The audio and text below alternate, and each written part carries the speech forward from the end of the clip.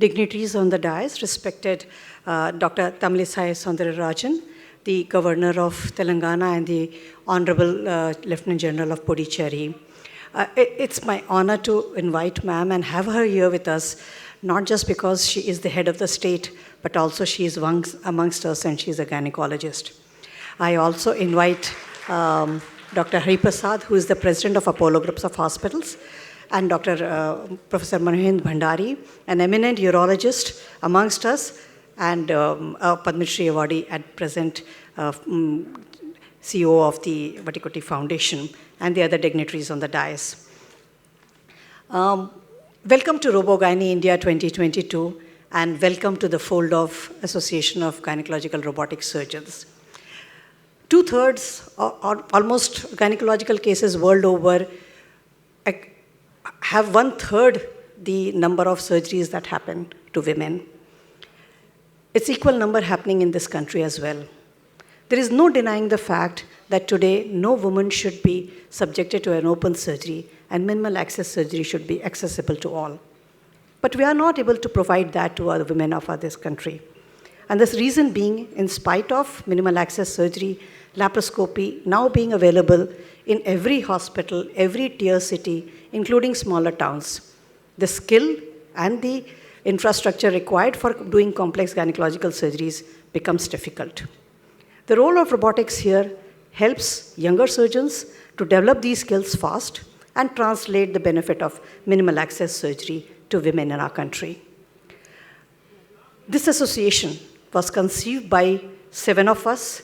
It has taken about 7 years. I'd like to acknowledge my other core members, Dr. Rama Joshi, Dr. Anupma Bahadur, Dr. Anupma Rajan Babu, Dr. Yogesh, Dr. Anshumala, and Dr. Mala Srivastav, who over many Zoom meetings discussed, deliberated how we should go about doing this.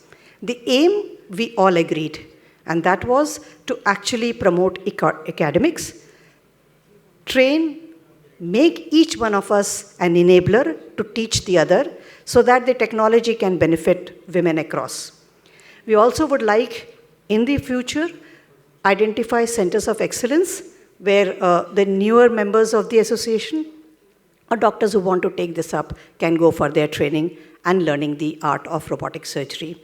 We would set up data collecting centers, do research, so that these information in India can become information for policy decisions as well as for designing guidelines for surgeons who want to take this up. We have a very good response to this inaugural meeting. I'm extremely, it's heartfelt to me as in such a short time so many of you joined. We had almost 25 videos that came in for a award, which is called the AGRS Vattikuti Scholar Award, which will be presented tomorrow. We had 15 free papers that came in for the presentation. We have 150 delegates across the country. We have some international people also. Delegate Dr. Munawar is from Bangladesh. My students from MQ from Sydney have also joined. So it is giving a national and international flavor today. So I will end saying that a movement has started. We want this association to be a part of you. There is a way to join the association. Please do that. We will make an interactive website where all the master classes that you have been attending this morning will be available very soon. And be with us. Join the new technology which could make a difference to women in our country. Thank you so much, and Jai Hind. I would like to begin because today my heart is glad to learn that urology, the gynecology, robotic surgery in India is on auto mode. But Madam, you should know a little bit of history, and I would like to acknowledge some people because when Vattikuti Foundation picked up movement of robotic surgery in India in 2009, there were no takers. Da Vinci was untouchable.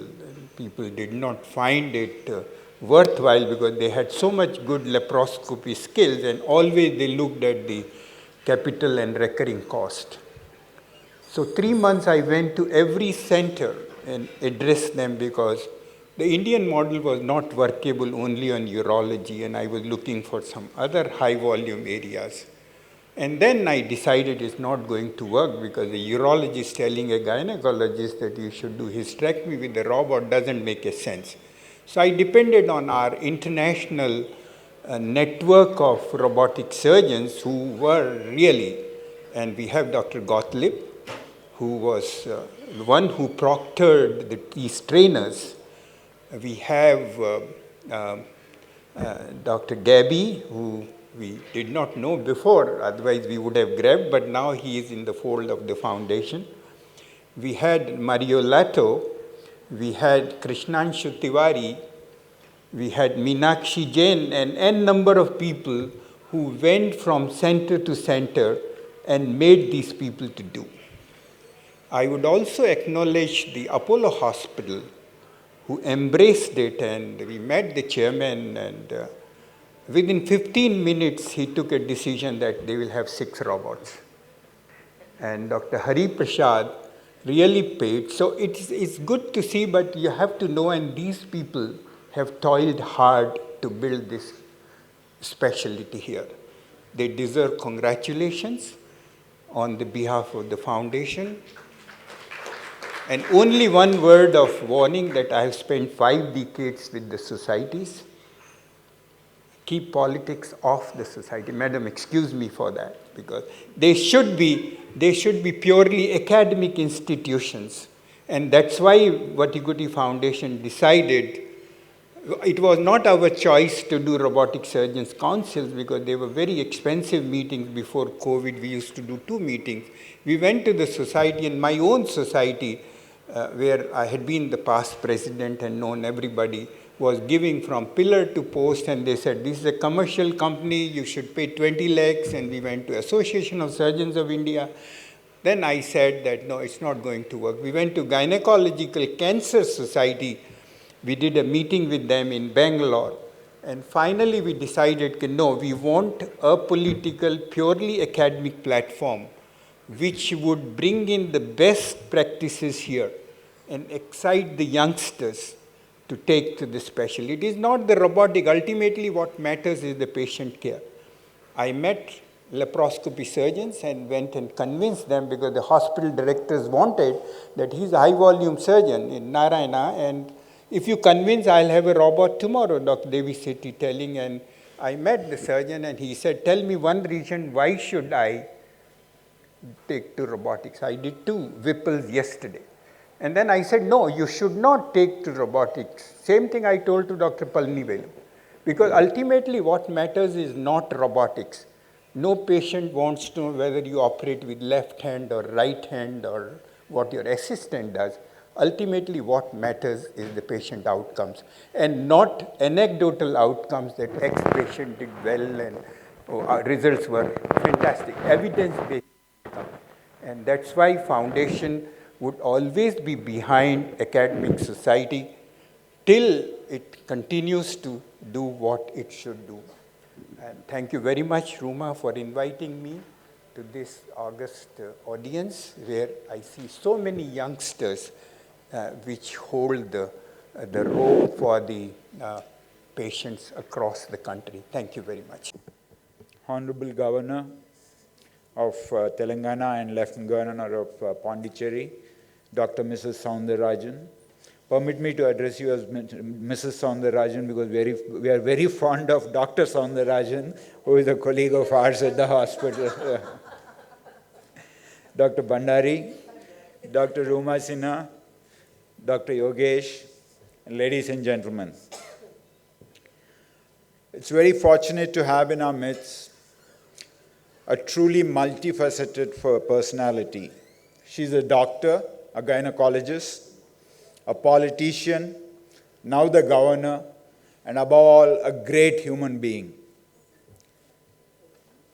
We've seen many individuals with multiple facets, but very few have excelled in all the facets that they have. And ma'am, you're one of them. It's a privilege to be here in your presence today. Dr. Bhandari, again, the champion of robotic surgery in India, You're again another multifaceted personality, a urologist of excellence, an academician, and now the champion of technology. Good to meet you after many years, Dr. Bhandari. You don't seem to change, you don't seem to age at all. Many years ago, when Dr. Reddy, as Dr. Bhandari just said, when Dr. Reddy, he takes decisions in minutes, and somehow when it is new technology, he doesn't even think about it. He decided to get the Da Vinci systems into the Apollo system. We were all thinking that it would be urology that would be the lead specialty, and they would be taking the major part of the Da Vinci system, time of the Da Vinci system, or the surgical gastroenterology. But success comes from unexpected quarters. And it did come from unexpected quarters, because in Hyderabad, it was a lady, a small, tiny, young lady who took the lead and made a huge difference with the Da Vinci system, and that is Dr. Rooma Sinha. Dr. Rooma, the whole country is proud of what you've done with the robotic system, and we are extremely proud. And you are, not just with what you achieved, but what you're going to achieve in the future. Congratulations, and we are all the way behind you, not just within the Apollo system, but beyond the Apollo system, with whatever the new technology can offer to the patients, because ultimately it's the patients who need to benefit from the new technology that's coming in. I would like to conclude by thanking the faculty and the delegates for being here today, as I believe that history is being actually created today with the launch of this association. And Dr. Bhandari, let me assure you, this will be an academic platform and will be an academic platform. Thank you and all the very best. Dr. Rooma Sinha, President, Association of Gynaecological Robotic Surgeons and Organization, Chairperson, RoboGynIndia 2022. Dr. Rama Joshi, Vice President, Dr. Anshumala Shukla, Kulkarni, Secretary, Dr. Anupama Bagadur, Joint Secretary, Dr. Yogesh Kulkarni, Treasurer, Dr. Mala Srivatsa, Joint Treasurer, Dr. Mahendra Bhandari, the Padmashri Awardee. Sir, after hearing your words, I'm really very much surprised that you practiced in Puducherry for a few years. And I am really such a good coincidence that you worked in JIPMER for 9 years, I heard. So as Lieutenant Governor of Puducherry, I thank you for serving that premier institution of that union territory, because definitely the students would have benefited by your great teachings. And Dr. K. Hari Prasad, President Apollo Hospitals, and when he was mentioning, he wanted to mention me as Mrs. Soundararajan than Mrs. Tamilisai Soundararajan, because he told we are more attached to Dr. Soundararajan, who is my husband. I told, not only you are attached, I am also attached, and I am also very fond of him. He was telling, we are very fond of him. I also fond of you, no problem at all. So in a lighter sense, I told, because I am really very happy to share the dais with Dr. K. Hari Prasad, the President, Apollo Hospitals, and Dr. Walter from Canada, and Dr. Gabe from USA, and all the young friends who have assembled here, and all the eminent personalities. And when Dr. Rooma Sinha called me to inaugurate this program, as we are celebrating the Azadi Ka Amrit Mahotsav, we are having various types of programs, and almost I had a very tight schedule. But when she came and asked my presence here, I no other go, I just accepted, because we are all in the same fraternity, so I cannot deny your request. And apart from that, that is the only honor I could do her, so that she is doing such a great job. at least to attend the conference, to inaugurate it. So that is a small compliment which I can give to her. Her exemplary service, as it is mentioned by Dr. K. Hari Prasad and Dr. Mahendra Bhandari ji. It is not easy to initiate one new technology, we know. Actually, when I was hearing the words of Dr. Mahendra Bhandari ji, my thoughts went back 40 years back when we started practicing ultrasound and fetal therapy. 45 years back, interventional ultrasound was not thought of. So when we came forward saying that we will aspirate the ovarian cyst or some of the procedures can be done by ultrasound, nobody will accept. But we used to go and convince them. And particularly 40 years back when there were no very defined books on ultrasound, we used to diagnose some cases and run to the theatres to see even immediately after opening, changing the dress and to see how it was so that we can correlate the findings with the next patient. So like that we used to go and study. So I can understand the difficulty how Dr. Rooma could have faced in initiating this very new technology. And another thing, in our country, as it is said by Dr. Bhandari, it is patient-oriented. So whatever may be, the success should be there. Even the highest technology applied, and if there is a small complication, even though we are confident of applying the same technology in the next patient, definitely we won't be able to do that. So it is very difficult to practice because it is patient-oriented, and the patient nowadays, with the Google and all the other things, we won't be able to convince the patient.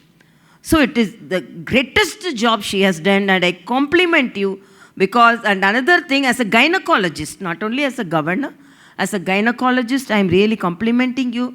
And I know personally how it is very difficult. For example, some of the incidences when I say about my initial practices in ultrasound, even the smallest things we won't be able to convince. For example, once one patient came for a prostatic study, then I told, come with full urine, morning, I have to study your prostate. He came and opened an yellow bag, 4 bottles of urine he kept on my table and told, you asked me to come with full urine. One day full urine, so I came with full urine. So this is the type of, so we have to make the patient aware of the situation. Even the smallest thing, we won't be able to make the patient aware of the situation.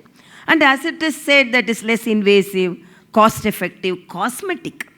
So Dr. Bhandari said it's very difficult to propagate it. Not only he was telling as a urologist, it's very difficult to propagate it. I know as a nephrologist, I'm a half nephrologist. Dr. Apollo, he must be, Hari Prasad must be knowing. Because initial days, I used to go and assist him for catheterization and for AV fistula, everything. I used to go because and after by ultrasound, we were able to focus and we were able to, ultrasound guided some procedures we were able to do. So some guided procedures, I'm very well aware. But the acceptance, it's very difficult to create the acceptance in the initial stages. And as a gynecologist, women are more focused on cosmetologic purpose. So it is this, when we propagate it, whether it is any other purpose, if it is for cosmetic purpose, then definitely they will accept. So one positive point you have, the robotic surgery is for cosmetic purpose, because when we initial days, we all know, when we wanted to propagate breastfeeding, when we say it is nutritious and it is good for the baby, it is good for the mother, no mother accepted it. When we said, so you will become very beautiful after giving breastfeeding. So everyone started. So even when I celebrated the breast milk day last year, you won't believe, all were looking very beautiful. The women were looking very beautiful, and they were telling, because of that, because when we learned that we'll become beautiful and we will lose our fat very easily, so we started giving breastfeeding. So you can propagate that. whatever may be the situation, your cosmetic purpose will be there, and cost and cosmetology, both are there, and cost effective because the stay will be less, and with all our complications will be there, less hemorrhage and everything. What all, as a practicing gynecologist, they can highlight more on things. And technology, because nowadays the technology plays a very important role, whether it is artificial intelligence or whatever may be the augmented reality or virtual reality, the 3D printing and robotics have changed the face of medical practice. And the goal of our Honorable Prime Minister Sri Narendra Modi's digital health mission is to make healthcare delivery available, inexpensive, and accessible for everyone, especially the poor who reside in remote and difficult to reach areas. And not only it's cosmetic, and as I said, the complications are less and innovative. These conferences like this will make us to interact with each other so that the experience we share will help us to face the challenges in the procedures which we follow. So I'm really very happy to attend this program, and my appeal is, because as a gynecologist, as medical professionals, we always encourage research activities and publications. And I always felt that I was practicing sonology for more than 10 to 15 years, and I am one of the pioneers of sonology. And I have done a lot of procedures, but one thing one drawback was I didn't publish it properly. So my appeal is, please publish your, so only then I started writing books. So please publish your findings. Please go for more research activities.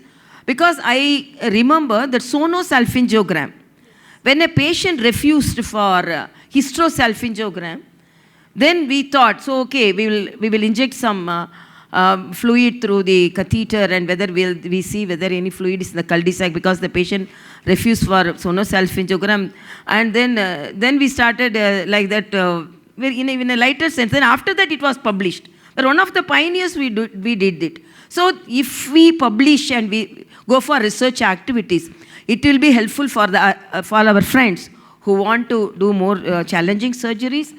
And the robotic surgery will soon be a compulsion due to the rapid growth of technology, and aspiring physicians will have to develop their skills in this area.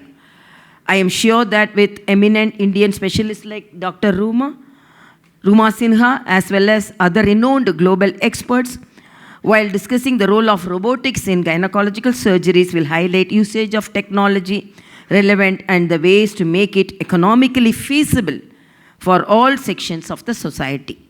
And my appeal to all the insurance companies also, because they have to include, now it's very disheartening, even though the medical profession moving much forward, even during the COVID period, we have noticed, because some of the insurance companies are more reserved in taking some of the complicated cases, and they wanted to give insurance only to the straightforward cases. So my appeal is, as an administrator, my appeal, even the insurance companies should come forward to take all these robotic surgeries and to help them, and even the government insurance schemes also. These type of robotic, because whenever high technology surgeries, it is not included in the surgeries of mandatory surgeries. So my appeal is, and whatever may be the support I will render, and my efforts also will be there to include these type of high-tech surgeries in the insurance scheme. Thank you so much.